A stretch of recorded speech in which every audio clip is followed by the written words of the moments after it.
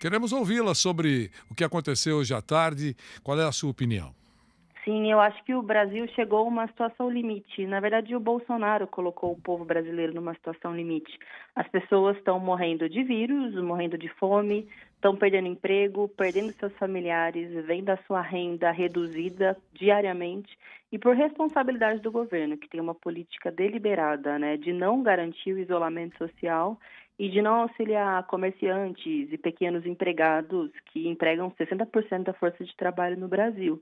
E o fato é que não existe isolamento social no Brasil hoje por culpa do presidente, né? Você vê aqui em São Paulo, o ápice do isolamento social foi 55% da população em casa. Todo o resto está se expondo todos os dias porque o governo não garante condições.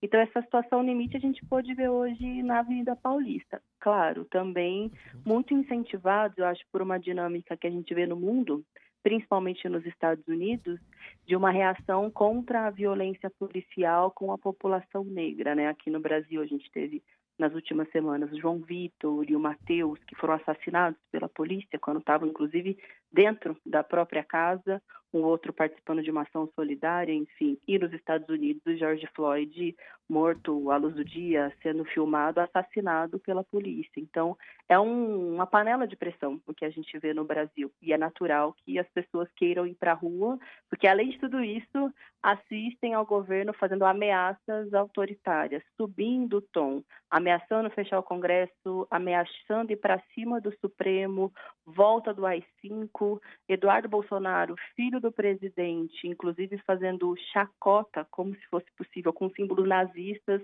nas redes sociais. Enfim, é necessário entender, né, a situação em que o povo brasileiro se encontra para entender também o tamanho da reação e da indignação que a gente viu nas ruas hoje. O Tiago Muniz continua conosco e faz uma pergunta à deputada Sâmia. Deputada, boa tarde.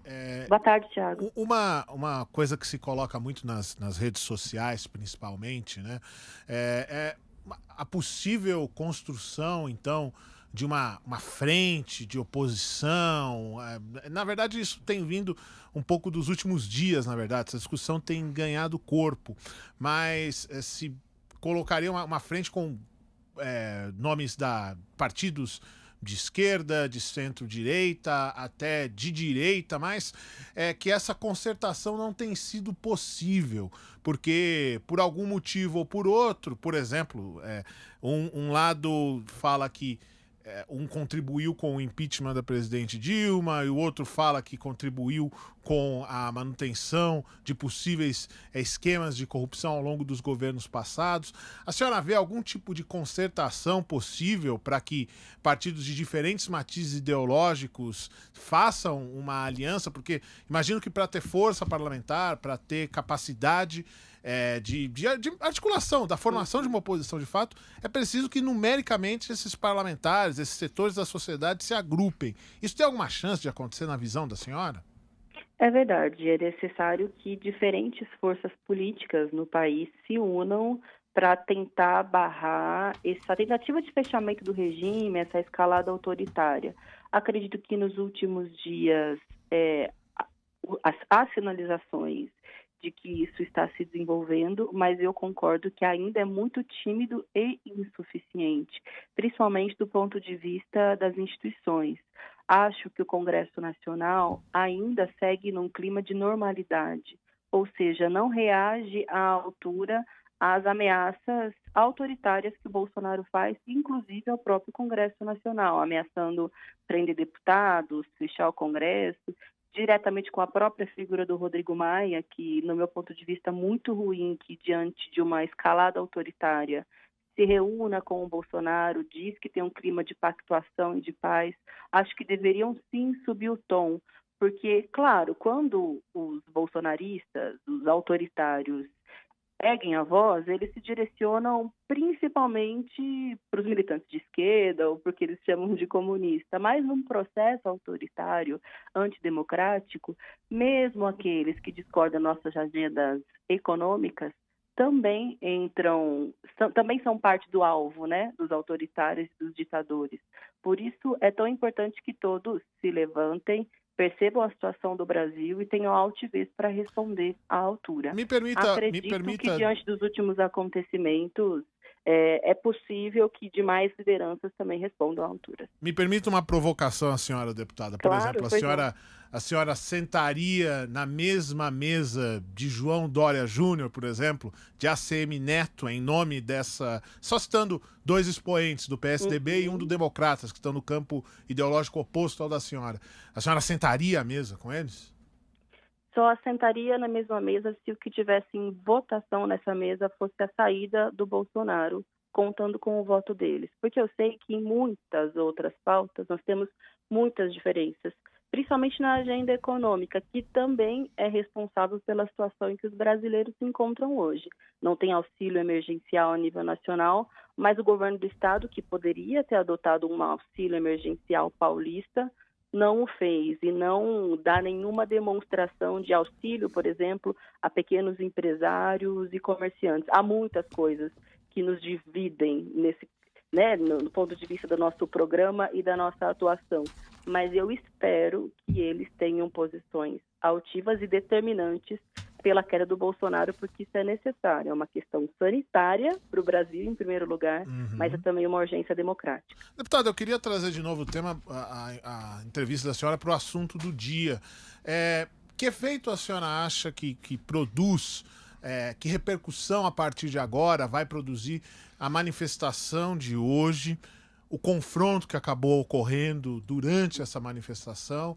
Que efeitos que elas têm para os próximos passos, não digo só necessariamente da atuação do partido da senhora, mas eu queria que a senhora fizesse, talvez, não sei se é um exercício de futurologia, mas um exercício para os próximos dias. O que essa manifestação pode trazer na visão da senhora?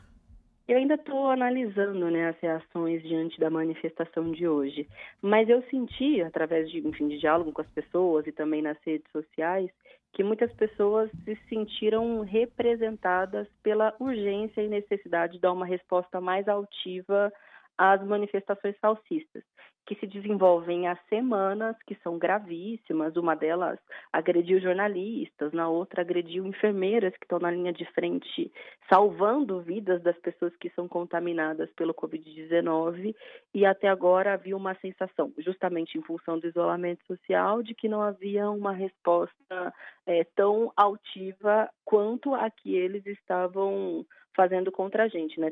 Tão à altura dos ataques que estão sendo desferidos.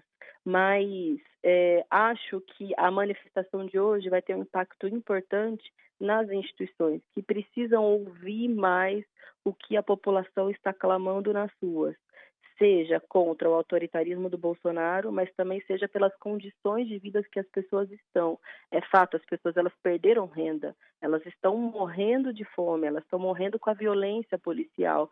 Se isso não reverberar nas instituições, a situação no Brasil tende a se agravar, porque os fascistas mostraram que não estão dispostos a recuar.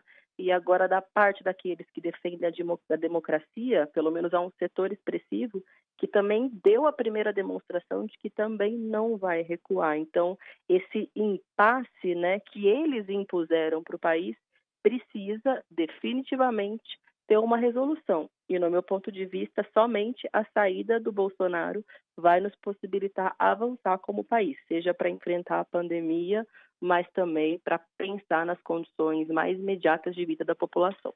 Para liberá-la, a deputada o Flávio Prado vai fazer uma pergunta para a senhora. A deputada Sâmia Bonfim, do PSOL aqui de São Paulo, está conosco. Diga, Flávio. Deputada, o que a senhora imagina que acontecerá no próximo final de semana, no próximo domingo? A gente vê já há algumas semanas os partidários de Bolsonaro aqui na Avenida Paulista, e nunca houve nenhum tipo de situação de contradição, nenhum contraditório, né? Eles sempre ficaram aí, agora veio um outro grupo com uma posição totalmente antagônica. O que ocorrerá no entender da senhora? Para por aí, isso vai ser ainda mais forte, mais exacerbado para a semana que vem? Enfim, o que a senhora imagina que vai acontecer daqui para frente? Eu acredito que nenhum dos dois lados da manifestação, das duas manifestações da Paulista no dia de hoje, vão paralisar. Nenhum dos dois. Porque nenhum dos dois vê motivos para isso. De um lado, tem aqueles que até então estão se sentindo muito confortáveis de avançar com um discurso autoritário e fascista, e de outro lado tem pessoas que já não têm mais nada a perder e que não aguentam mais essa situação limite que o Bolsonaro colocou o país. Diante disso, não vejo como nenhum dos dois lados recuarem. Por isso que é tão necessário também que a Polícia Militar do Estado de São Paulo, por exemplo, não tenha a posição parcial, que, no meu ponto de vista, foi inaceitável, que aconteceu no dia de hoje. Há semanas, os fascistas ocupando as ruas e eles assistem sem nenhum tipo de reação. E hoje, completamente violentos, com a torcida organizada que estava defendendo a democracia no país. E espero que o Coronel Camilo, o governador João Dória mudem o tom e também não sigam atuando a favor dos fascistas, que foi o que efetivamente aconteceu hoje na Paulista.